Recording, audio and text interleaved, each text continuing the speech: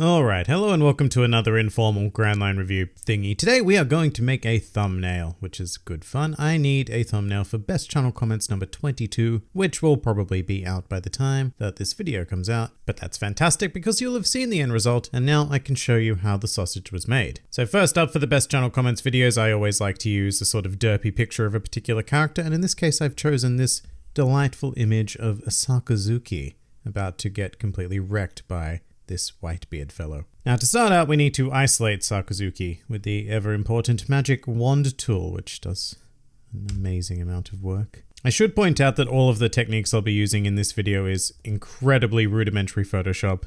There are so many other people out there who can do all of this significantly better than I can, but this is what I use. And it seems to be fairly effective. And you know what, if I was using it for anything that wasn't like a teeny tiny thumbnail, then I'd probably look into doing things properly. I mean, for example, I've chopped out a piece of his little hat thingy there, but it should not matter because the thumbnail is so teeny tiny. Just get rid of the extra schmeg that ends up here. And there you have it. That is one fairly isolated Sakazuki. Now, next up, we are going to open up our best channel comments template. So here we have what I made for best channel comments 21, and essentially I just go in and edit this every time I want to make a new thing. So we'll change that 1 to a 2, and no one will know any better. Except we do need to get rid of Toshigi and the Toshigi background. So now let's insert Mr. Sakazuki into here. And look, he's beautiful. Get him under the 22. Maybe fuck around with the sizing a bit. Yeah, maybe. Alright, now a particular problem we have with this picture of Sakazuki is he is entirely too dark. We cannot have that. A thumbnail really needs to pop. And to pop, I like to use color. Lots of color. So let's go about fixing this. Firstly, let's brighten this boy up. Yeah, more I say. Give him some contrast as well. Make it look like we haven't just used the brightness tool. Fantastic. Glorious. Loving it. But now, just to make it look a bit more natural, we've also got to amp up his color a bit. Give him a bit more vibrance, some saturation, and look at that. It's as if it was always meant to be. I mean, it is a bit shit because it came from such a level of darkness, but we'll tolerate it. Now next up, we also need a background, and to do this I have a folder called Miscellaneous, which is full of just different backgrounds that I use for things. One of my favorite backgrounds to use is this one. You'd be amazed just how many thumbnails this crap word has appeared in. Which is an actual screenshot from One Piece. All of these backgrounds are screenshots from One Piece, just makes it nice and authentic. And for Sakazuki, I think we are going to go with this one, just very lava-y and fiery. We'll import that into ye olde Photoshop. Drag it in. And put it below Sakazuki. Fuck that off. Drag it over, and yeah, look, we're starting to get somewhere. Maybe make it a bit more interesting somehow.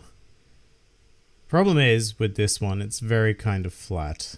Like, there's a lot of red going on. And yeah, there's not a lot of texture, not as much texture as I would like. But we will work with it anyway. Alright, cool. Now, next thing we are going to do, we are going to have to change this best and this 22, both of which are this weird shade of orange that was used for the Chigi video. But no, we cannot have the same colors 2 videos in a row. That's just not how One Piece rolls.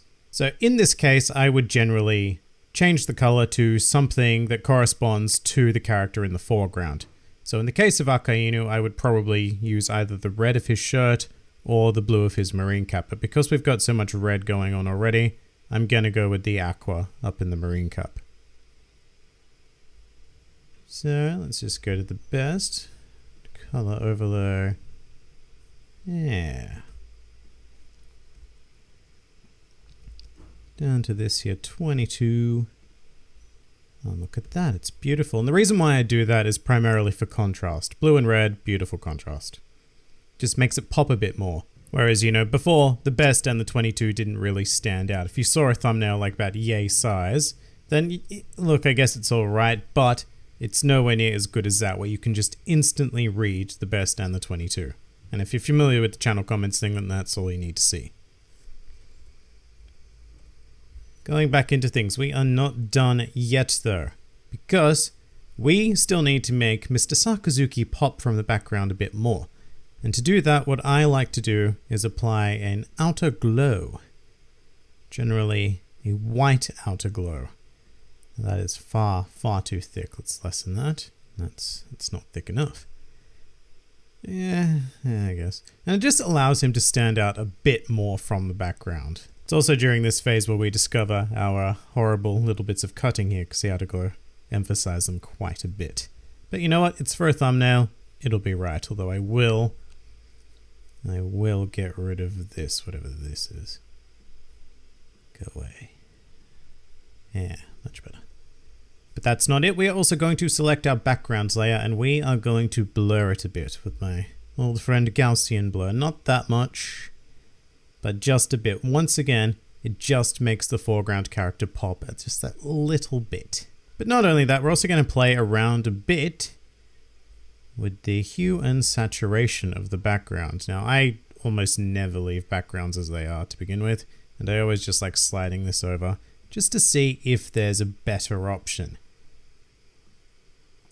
And in the case of this background, like I said, it's kind of difficult because it is so monotone, so you're not going to get a whole lot of depth and options available from doing this. But, for example, if I was to go with a blue background, then that makes Sakazuki pop out so much more than with the red one. So I could possibly go with a bit of a middle ground and go with purple, makes Sakazuki pop, makes the writing pop. It's kind of cool. And with that, I can also increase the saturation, which you'd probably never do if this was supposed to be a proper image because it just looks a bit blur now. But once again, as a teeny tiny thumbnail, as much saturation as you can get is usually best. And by that, I don't mean go all the way up here. Although it doesn't really seem to make a difference. Yeah, just go ham on saturation, I guess. It's just eye-grabbing. And the reason why I try to push color so much in my thumbnail work is because it reflects one piece. Like if you look at the volume covers, they are extremely colorful and full of texture. So I like to replicate that feel of the series in what I'm doing. So we can also play around with the lightness. Oh, too light. No, too dark. No, let's go back to 0. Just wish like maybe he should be a bit bigger and a bit more over here. Yeah. Maybe, yeah, we put the hat a bit more into focus because it looks a bit weird with it just being cut off. And what I might do is I might just pump up Sakazuki's saturation just a tiny bit more, maybe 15 or so. Yeah.